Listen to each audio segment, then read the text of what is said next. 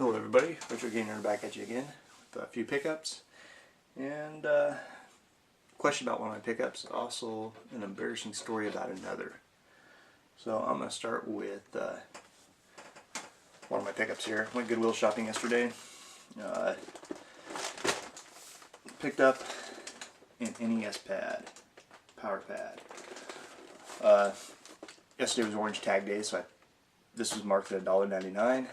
And I picked it up obviously for right at $1. I thought it was a good deal, so I picked it up. Next thing is, these were $2 each. For the Sega Saturn, both these are. This one here is Grand Slam. It's complete. $2. Bottom of the ninth, complete.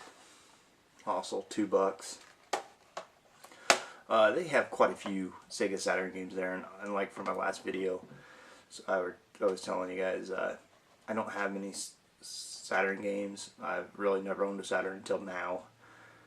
So what I've been trying to do is I go there, all their games are marked $3.99, and they've got different colors on them. So different days are different colors. So yesterday it just happened to be orange, so these two had orange tags on them, so I picked them up. And that's what I'm going to probably end up doing with all of their Saturn games. They don't got the best games there, but you know, you can't go wrong for buying a game for $2.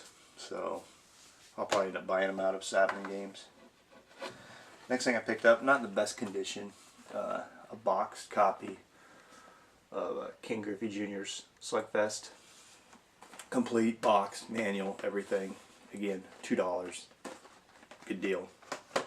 Yeah, box, like, you know, it's been up. It's in poor shape.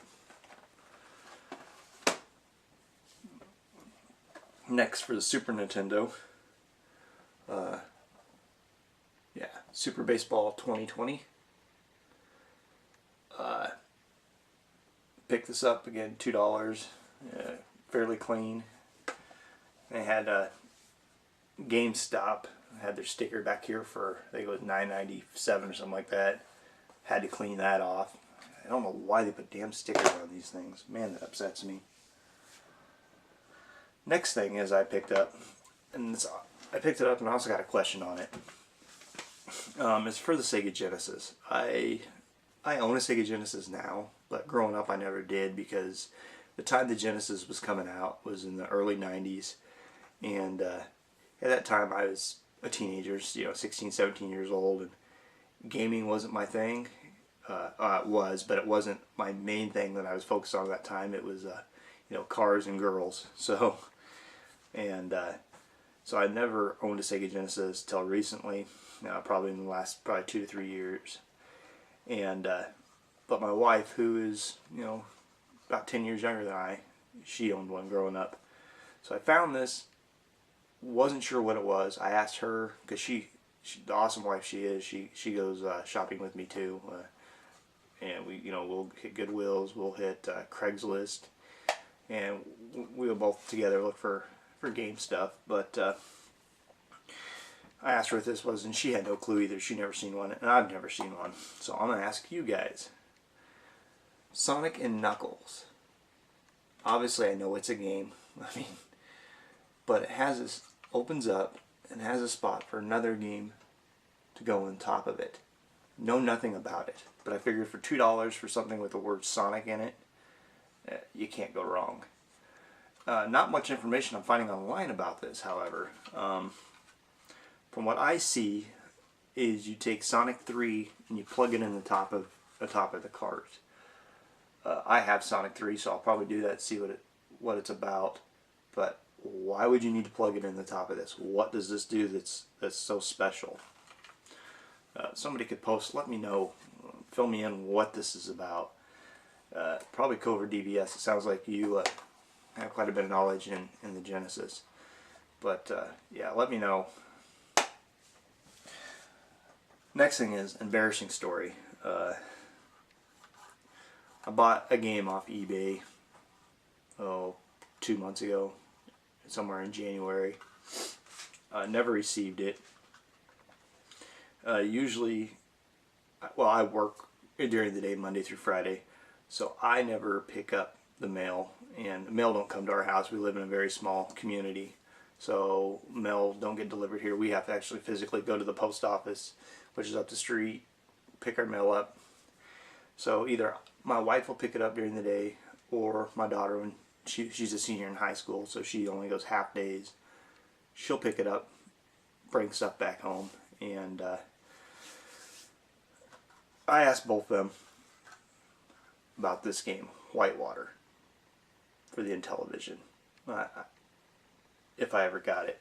Nope, never got it. I emailed the guy and said, hey, I never got the game in the mail. Very, very nice guy, very polite. Basically said, sorry, I paid $8 for it, here's your $8 back. No arguments, no nothing. Which is good, I guess.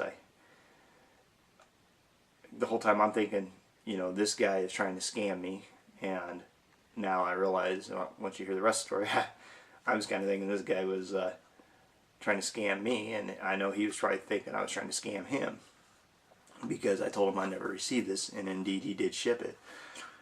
What happened was, yesterday I purchased a new vehicle, so I'm cleaning my old vehicle out to give it to my daughter. Lo and behold, underneath the passenger front seat of our vehicle is this package. Open the package up, and guess what's in it? That's right, Whitewater. Talk about embarrassing. So I swallowed my pride, and I did what I felt was the right thing. I contacted the seller on eBay, and I said, hey, I want to give you your $8 back. I mean, that's the right thing to do. And so I'm waiting for a response back from him. But hopefully, I've been scammed before on stuff on eBay in the past, and I guess that's what kind of made me leery about it. But when I look for stuff on eBay, I look for stuff that people misspell. And for instance, I was looking for the game Diner a while back. I finally got a copy of it, but when I look for Diner, I will type in, Diner, D-I-N-N-E-R, which is the incorrect spelling of it. And same thing with Intellivision, I'll spell Intellivision wrong. And that's exactly what happened with this game Diner a while back that I was looking for, and got on there, found Diner, D-I-N-N-E-R, for the Intellivision. I won it for, it was like $3 or $4 on an auction. And right away, the seller contacted me and said, I thought this was going to go for more. I'm not going to sell it to you for $3 to $4. And basically refunded me my money and canceled the auction, or canceled the sale with me. Really upset me, but what are you going to do? Left him negative feedback for that. Most sellers, such as this guy, I didn't leave negative feedback. What I'll leave is, never received item, positive feedback, but never received item, money refunded.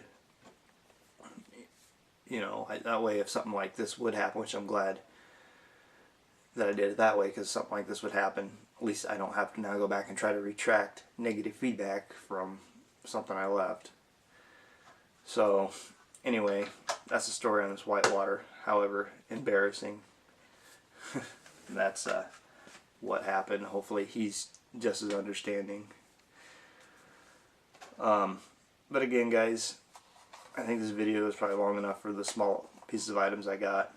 But I definitely want to know more about the Sonic and Knuckles. So if somebody could please message me or PM me and let me know more about it, would be great. And as always, feel free to post, and everybody have a great day.